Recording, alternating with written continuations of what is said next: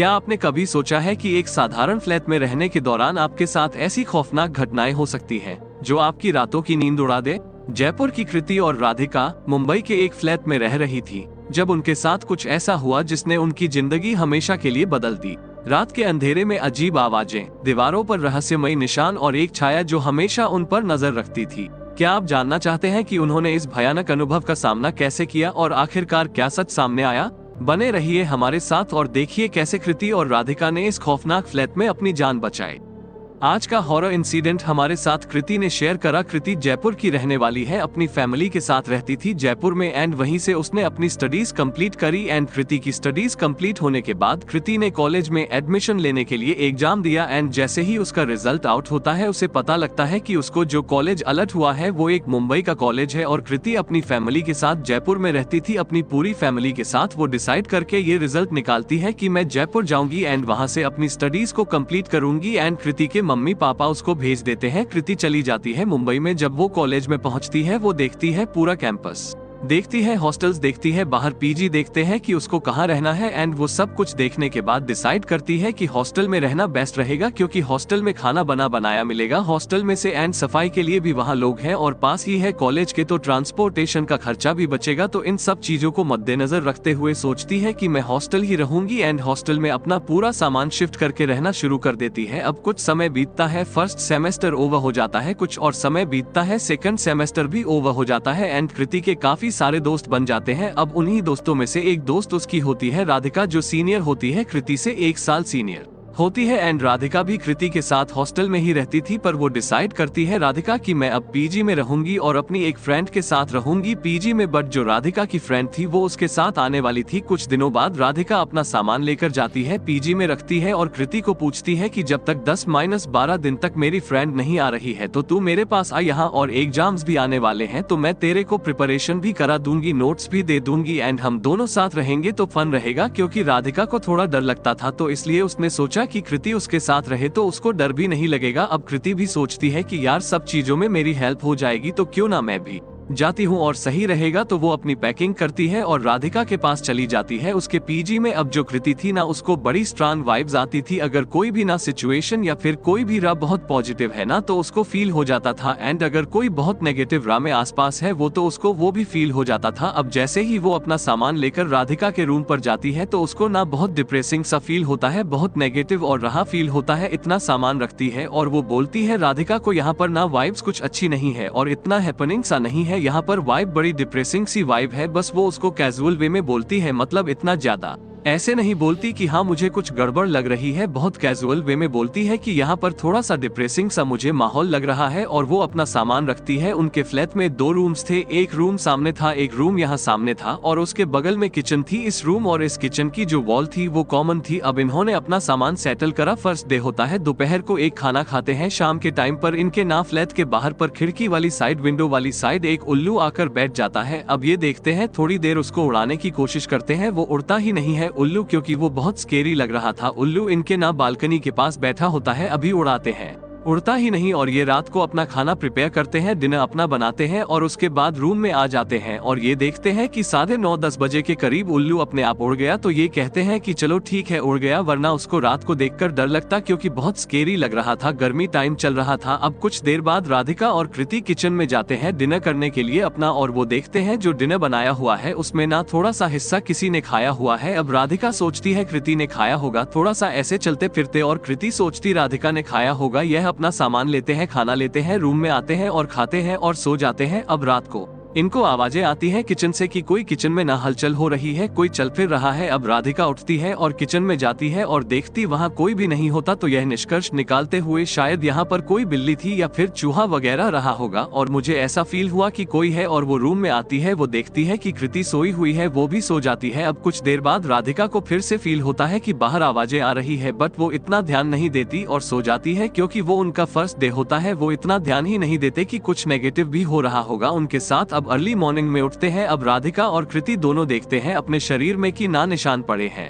लाल लाल से तो वो देखते हैं यार इतनी गर्मी भी नहीं थी और मच्छर भी नहीं थे, ये हुआ तो हुआ क्या, दोनों के हाथों के ना आसपास निशान पड़ने लग के। तो फिर से वो अपनी ट्यूब वगैरह लेकर आ जाते हैं, मार्केट जाते हैं और रैंडम लगाना शुरू कर देते हैं कि निशान पड़ रहे हैं। तो ब्रेकफास्ट करते हैं, अपनी पढ़ाई शुरू करते हैं और जैसे आफ्टरनून का टाइम आता है वो खाना बनाकर रूम में बैठे होते हैं। फिर आकर देखते हैं कि खाना किसी ने आधा खाया हुआ है। अब कृति बोलती है कि तूने खाया, राधिका बोलती है नहीं मैंने नहीं खाया, तूने खाया, तो वो भी मना कर देती। तो वो दोनों सोचते हैं कि शायद कोई बिल्ली वगैरह रही होगी, उसने खाया, तो झूठा खाना ठीक नहीं रहेगा। वो खाने को रख देते हैं और नया खाना बनाते हैं और खा लेते हैं। थोड़ा समय बीतता है, शाम का टाइम होता है। वो देखते हैं उसी टाइम पर शाम को जिस टाइम कल एक उल्लू आया था उसी टाइम पर एक उल्लू आता है और बैठ जाता है। अब बालकनी से उड़ा रहे हैं, वो उड़ भी नहीं रहा है और वो 10 बजे तक वहीं बैठा हुआ और उसी टाइम पर 10 बजे के करीब वो उड़ जाता है अपने आप। अब ये रात का खाना बनाते हैं और खाना खाते हैं और अपना पढ़ते हैं थोड़ा सा लेट नाइट तक। और लेट नाइट जब ये पढ़ रहे होते हैं ये ऑब्जर्व करते हैं बाहर से ना कंटिन्यूअस किसी के बात करने की आवाज आ रही है बगल वाले रूम से। अब पहले नहीं लगता है कि शायद यार बाहर से आ रही हो या बगल वाले अपार्टमेंट से आ रही हो, बालकनी के उधर से आ रही हो। बाहर जाकर देखते हैं कोई भी नहीं है, रूम में जाकर देखते हैं कोई भी नहीं है। अब मन में थोड़ा सा आता है यार ये अजीब अजीब सी आवाजें आ रही है और कृति को वैसे ही थोड़ा नेगेटिव सा फील हो रहा होता है। बट ये ना एक दूसरे को बहाने दे रहे होते हैं या खुद को बहाने दे रहे होते हैं और खुद इतना ध्यान भी नहीं देते कि यार इतना अलग चीज हो सकती है हमारे साथ, हर चीज को एक कैजुअल वे में लेकर जाने दे ये कर रहे होते हैं। अब ये ना रात को सो जाते हैं। फिर रात को काफी आवाजें आती है बात करने की, चलने की, फिरने की। कृति राधिका को बोलती है, राधिका बोलती है कल भी आ रही थी शायद कोई बिल्ली वगैरह। वो दोनों उठते हैं, बाहर जाते हैं और किचन में देखते हैं कोई भी नहीं है, रूम में देखते हैं कोई भी नहीं है, कोई बर्तन नहीं हिला, कोई नहीं है, खिड़कियां बंद है, दरवाजे बंद है। वो आकर बैठे हुए हैं और अब ना अजीब सी सिचुएशन में है, खुद मन में सिचुएशन बना रहे हैं यार कोई भी नहीं है, ये आवाज आ रही है, कभी उल्लू आ रहा है। अब थोड़ा सा ना डरना शुरू कर देते हैं वो खुद में, क्योंकि अब तक वो खुद ही ना अपने आप को आंसर्स दे रहे थे कि ऐसा हुआ होगा। बट अब उनको खुद से ना थोड़ा डर लगने लग गया कि क्या हो रहा है, ऐसा क्यों हो रहा है। हाथ में निशान भी पड़ गए, बड़ा डिप्रेसिंग सा फील हो रहा है। उनको थॉट्स भी ऐसे आ रहे थे, अगर यार एग्जाम्स में पास नहीं हुए तो क्या करेंगे, इतनी मेहनत कर रहे हैं, पास नहीं हुए तो इससे अच्छा तो मर जाना ही है। तो मतलब जितना नेगेटिव हो सके वैसे नेगेटिव थॉट्स आ रहे थे। और कृति ने बताया कि एक भी दिन ऐसा नहीं था वहाँ पर कि हम हंसे हो या हम बहुत अच्छा फील कर रहे हो, ऐसी कोई भी चीज नहीं थी, बस डिप्रेसिंग ही डिप्रेसिंग था। और गर्मियों का मौसम चल रहा था और घर के अंदर उनको ठंड लगती थी। कभी कभी कुछ पॉइंट ऐसे होते थे जब वो शिवा करते थे कि शाम को रात को वो शिवा करते थे, जब वो उल्लू आता था ना तो ठंड बढ़ जाती थी, वो शिवा करते थे। रात को किसी टाइम पर जब वो पढ़ रहे होते अचानक ही उनको लगता था कि तापमान में चेंज आ गया और वो शिव करते थे। अब उस रात भी वह सो गए पर आवाजें आई जा रही थी। जैसे तैसे 2 दिन निकल गए। तीसरे दिन उन्होंने ब्रेकफास्ट करा, बॉडी पे देखा काफी ज्यादा निशान पड़ने शुरू हो गए। अब वो ट्यूब लगा रहे हैं जो मार्केट से लेकर आया है। अब क्या हुआ, थर्ड डे उनके साथ राधिका बाहर बैठी हुई है बालकनी के पास और जो कृति थी वो रूम में बैठी हुई है। और कृति को ना आवाज आती है किचन की साइड से कि कोई बात कर रहा है और कृति ना बात करते करते किचन की साइड जाती है राधिका को बोलते हुए कि आज दोपहर में क्या बनाना है। अब वो देखती है कि किचन में कोई भी नहीं है। अब वो देखती है वो तो बालकनी के बाहर बैठी हुई है। तो वो जाकर राधिका बोलती है तू बाहर गई क्या। वो बोलती है मैं तो बाहर नहीं गई। तो अब ना कृति का दिमाग थोड़ा सा अलग ही चलने लग गया कि क्या हो रहा है। अब कृति के साथ एक्टिविटीज भी ज्यादा होने लगी। कृति किचन की तरफ जा रही तो उसको लगा रूम की तरफ से कोई जा रहा है, रूम में जा रही है उसको लग रहा किचन की तरफ से कोई जा रहा है। अब दोपहर में दोनों सोए हुए हैं, ऐसा लग रहा है कि किचन में कोई खा रहा है, पी रहा है, रह रहा है, उठ रहा है। कोई उनके साथ एक और पर्सन है जो रह रहा है। उनको आवाजें आती है, उनको चलने फिरने का आता है, एहसास होता है। अब तक वो अपने आप को जवाब दे रहे थे बट कृति का दिमाग उल्टा सीधा चलना शुरू हो गया था। अब कृति ना बोलती है राधिका को यार मुझे ना इस घर में थोड़ा ठीक नहीं लग रहा, बड़ी नेगेटिव सी वाइब्स आ रही है, हाथों में निशान पड़ रहे हैं, थोड़ा ठंडा सा महसूस होता है, सिर्फ डिप्रेसिंग फील होता है। और वो आवाजें आती है और आज तो मेरे साथ ऐसा हुआ कि मुझे चलते फिरते ऐसा फील हो रहा था कोई इधर चल फिर रहा है इस घर में। और मुझे ऐसा फील हो रहा है कि किचन में कोई बंदा रहता है यार, कि कभी उसके रहने की आवाज आती है, चलने की आवाज आती है, खाने की आवाज आती है, कुछ बनाने की आवाज आती है। अब राधिका के भी मन में डर बैठ जाता है क्योंकि राधिका को वैसे ही बहुत डर लगता था। अब वो सोचते कि देखते हैं यार क्या करना है। रात होती है, शाम को फिर उल्लू आया हुआ होता है। रात के टाइम पे 9:30-10 बजे के करीब उड़ जाता है, उस चीज से भी वो डरे हुए होते हैं। अब रात का खाना खाने के बाद पढ़ते हैं वो 6:30, 1, 2, 1 बजे तक। अब 1 बजे के करीब वो इस रूम में होते हैं, ये किचन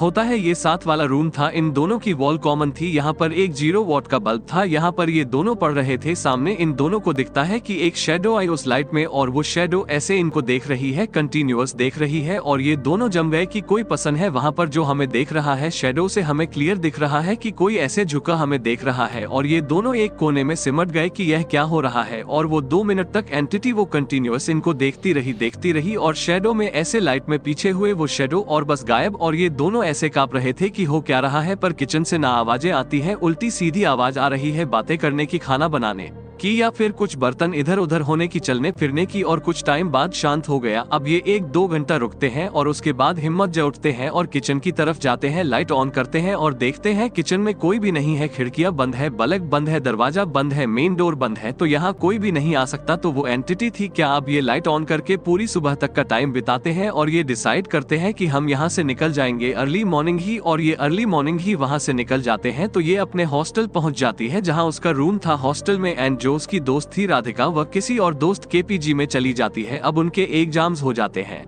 और कुछ समय बाद वो 2 महीने बाद वापस आती है और इस फ्लैट के सामने वाली बिल्डिंग में उसकी एक फ्रेंड रहती होती है, उसके पास आती है और वहाँ पर आके बातें करती है कि यार उस फ्लैट के बारे में ना बातों ही बातों में बताती कि उस दिन हमारे साथ ऐसा हुआ था, इनके हाथ में जो निशान पड़ रहे थे वो भी ठीक हो गए। तो उस फ्लैट का जो ओनर था वो बताता है कि जो सामने वाले फ्लैट के जिसकी आप बात कर रहे हो वहाँ एक कपल रहा करता था। अब वो कपल में जो लड़की थी वो चीट कर रही थी, लड़के को 2, 3, 4, 5 बार हो गया। लड़के ने बहुत कोशिश करी, मनाया, बोला, बट लड़की का अफेयर चल रहा था, उनके झगड़े होते थे और लड़के से सहा नहीं गया। कुछ समय बाद उसने किचन में अपने आपको जलाकर मार दिया, केस वगैरह चला, बट उसने खुद करा था ये सब कुछ। तो कुछ समय बाद केस बंद हो गया और लड़की वहाँ जब रही तो कुछ समय रहने के बाद उसके साथ बहुत सारी पैरानॉर्मल एक्टिविटीज हुई, खाना, चिल्लाना, रोना सब चला और कुछ समय बाद वो भी पागल हो गई मेंटली, उसने अपना आप खो दिया और वो भी मेंटली अनस्टेबल हो गई थी, वो पागल हो गई। अब उसके कुछ समय बाद ये जो फ्लैट था इसको रूम को रेंट पर चढ़ाया तो फिर वहाँ से भी फैमिली निकल गई, यही बोलकर के यहाँ अजीब अजीब हरकतें होती है। फिर एक और फैमिली आई, उनके साथ भी यही हुआ। फिर उसके बाद काफी समय तक खाली रहा। फिर उसके बाद कृति ने कहा कि शायद हम लोग आए थे, हमारे साथ भी ऐसा ही हुआ, हमें फील होता था कि किचन में कोई पसंद रह रहा है, खा रहा है, पी रहा है, अपना खाना बना रहा है, वहाँ से वो देखता था, हमें नेगेटिव इतना ज्यादा फील होता था। एक उल्लू था जो डेली आता था, ट्रेन नहीं आता था, उनके शरीर पर निशान पड़ रहे थे अजीब अजीब से और खाना ऐसा लगता था कोई खा के गया उनका। तो जब वो निकल गए वहाँ से तो डर के निकलने के बाद भी वहाँ को एक फैमिली आई, एक उनके साथ भी सब हुआ, वो भी निकल गए। अब वो फ्लैट पूरा खाली था एंड जो वहाँ पर स्पिरिट थी, जो वो एंटिटी थी जो इनको देख रही थी, वो उस पसंद की थी जो वहाँ कपल रहता था, जिस लड़के ने अपने आप को जलाकर मार दिया था, उस पसंद की एंटिटी थी। तो अभी भी हमें लगता है ऐसा कि इस दुनिया में मरने के बाद लोग चले जाते, बट कुछ लोग होते हैं जो इस चक्र में फंस जाते हैं, जिनकी इच्छाएं रह जाती है, जो कुछ बहुत स्ट्रांग चीज उनके मन में होती है बट वो नहीं होते होते उनकी जान चले जाती है, वो रह जाते हैं, जिनकी अकाल मृत्यु हो जाती है वो रह जाते हैं। तो बहुत सारी ऐसी एंटिटीज होती है, पसंद होते हैं, स्पिरिट्स होती है जो रह जाती है इसी लोक में। अब काफी को डिस्टर्ब करती है, काफी अपना बदला पूरा करती है, काफी बस अब वो जो स्पिरिट थी वो तो उस घर से बंद गई थी, उसका क्या लगाव था, वहाँ से जा ही नहीं रहा था। उन्होंने बोला पूजा पाठ सब हुआ, वहाँ पर कुछ भी नहीं हुआ, वो जो स्पिरिट थी वो वही की वही है। तो ये जो इंसिडेंट था हमारे साथ कृति ने शेयर करा।